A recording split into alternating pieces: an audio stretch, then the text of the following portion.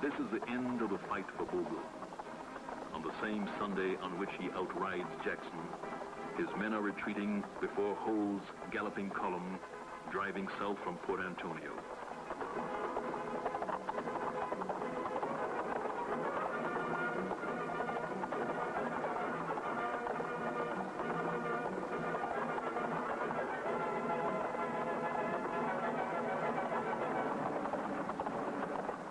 In his report to his commanding officer, Hull writes, "Within a mile of us, every man who did not stand at our approach to give an account of himself was shot.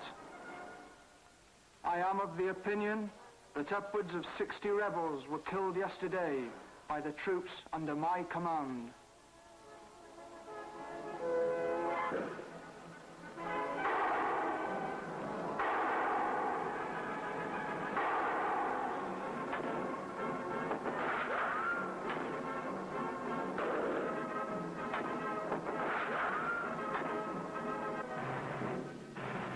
Into the fray now moved the maroons, descendants of the former Spanish slaves and of runaways.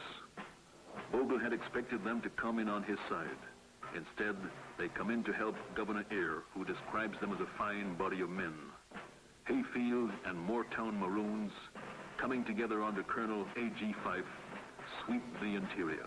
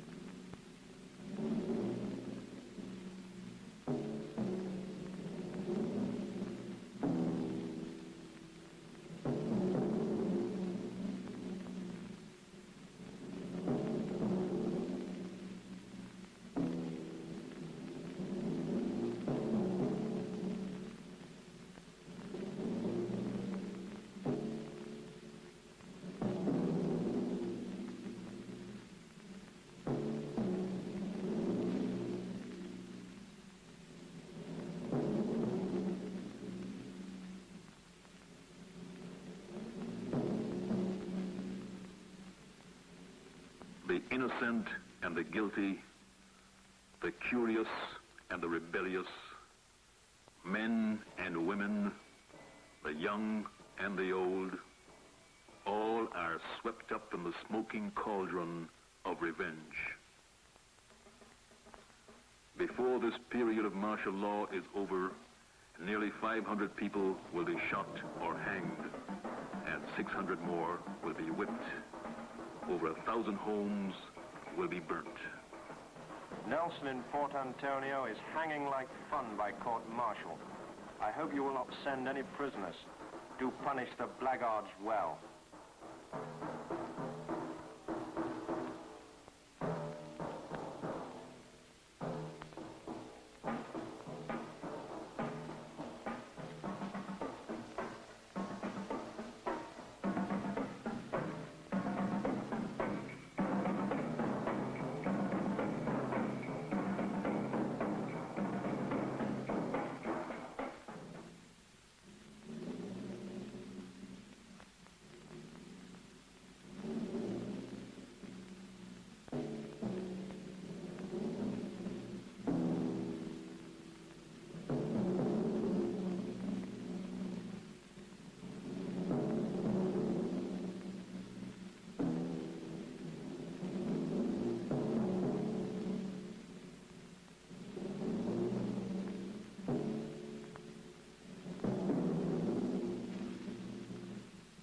On October 19th, Lieutenant Oxley's sailors and men of the 6th Royal Regiment destroy Stony Gut by fire. The sailors also capture Paul Bogle's daughter, Mrs. George B. Clark. They offer her £100 and the safety of her husband if she will lead them to her father.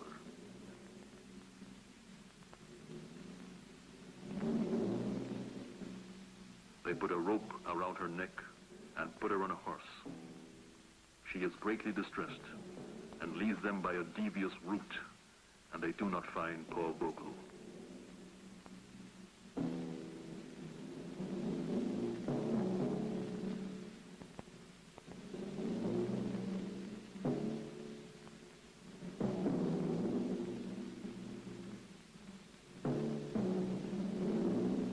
Meanwhile, Deacon Paul Bogle drifts almost aimlessly through the interior of St. Thomas, and all the Queen's men seek him.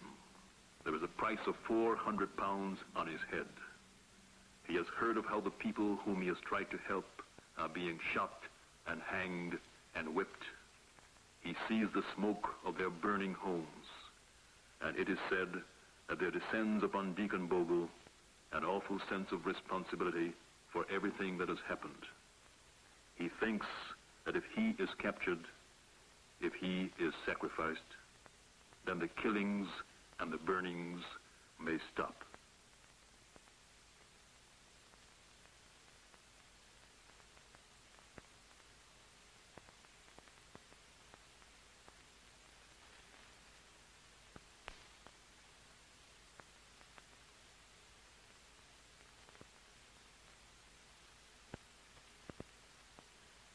In Kingston, Gordon learns that he is suspected of being the leader of the outbreak. Will you be long, dear?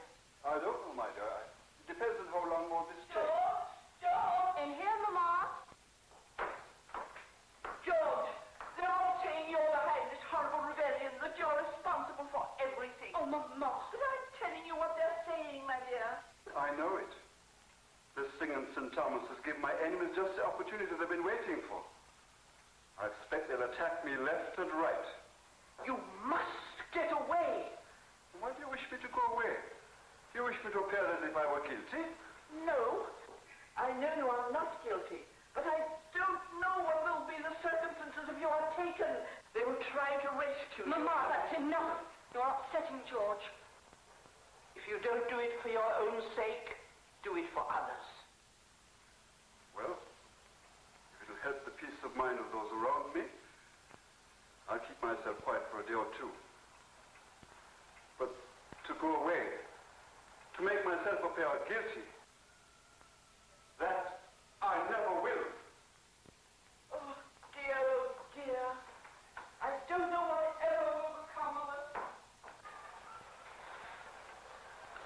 George, do you think they will try to arrest you?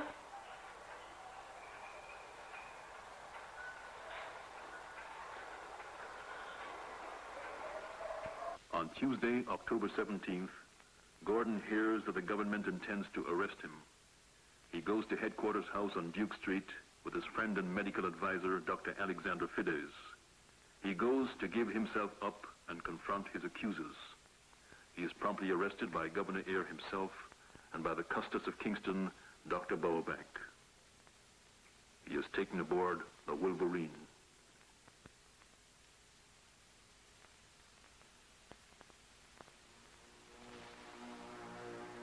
On Friday, October 20th, Gordon is landed at Morant Bay. He is stripped of his glasses and his coat by the sailors.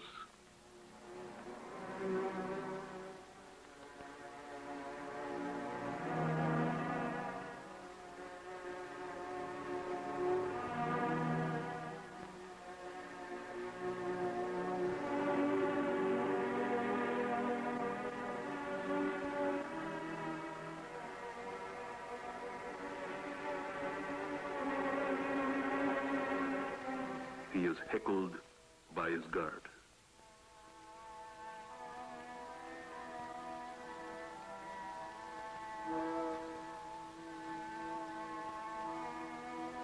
On Saturday, October 21st, Gordon is brought to trial and charged with furtherance of the massacre, inciting and advising the insurgents, and with high treason against the Queen.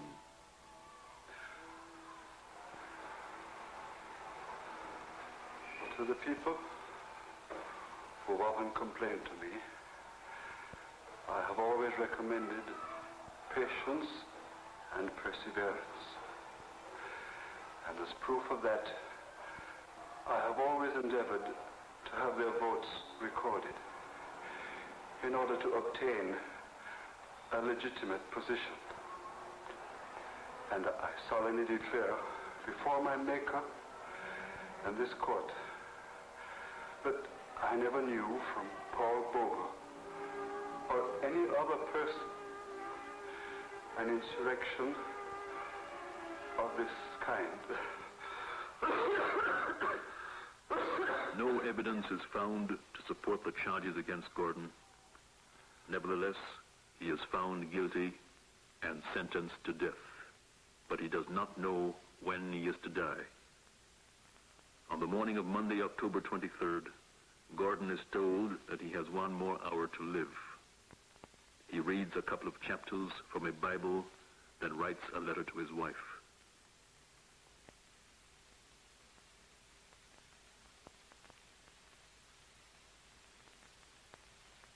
My beloved wife, General Nelson has just been kind enough to inform me that the court-martial on Saturday last has ordered me to be hung, and that the sentence is to be executed in an hour hence, so that I shall be gone from this world of sin and sorrow.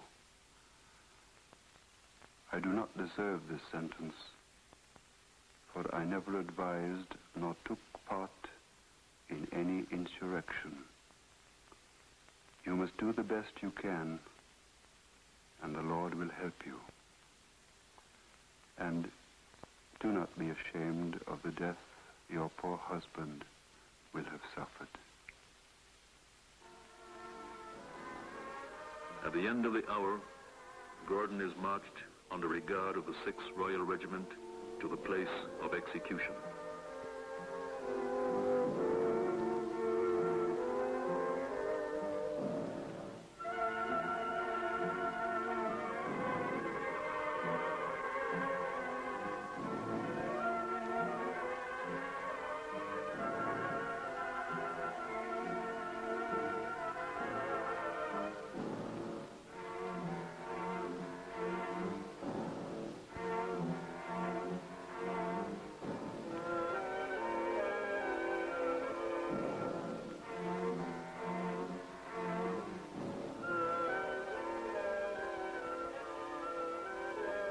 All the way.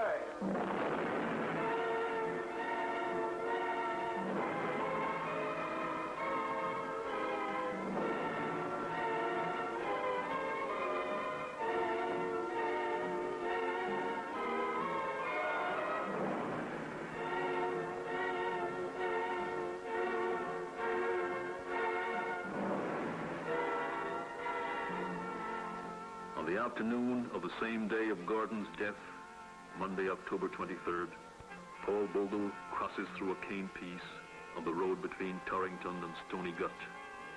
He emerges from the cane and runs right into a party of maroons.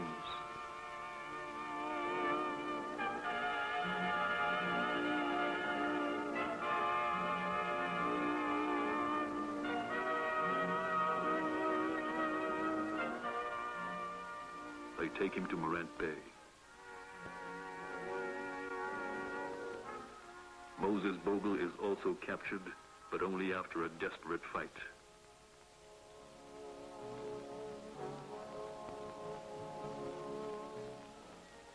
At 10 o'clock on Tuesday, October 24th, the Bogles are tried and condemned to death. They make no real attempt to defend themselves. Now they await their doom in dogged silence.